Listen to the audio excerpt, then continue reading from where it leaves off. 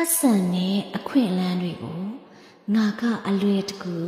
ဆွဲဆောင်နိုင်တဲ့သူဖြစ်ပါတယ်။ပတ်စံကငါဘဝလေးကိုအလွန်လွယ်ကူစွာစီးဝင်လာတယ်။ငါလှုပ်ဆောင်နေတဲ့အရာတိုင်းက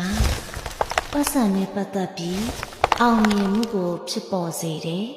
။ငါကပတ်စံကိုစီးပွားရေးအောင်မြင်မှုအခွင့်အလမ်းများအတွက်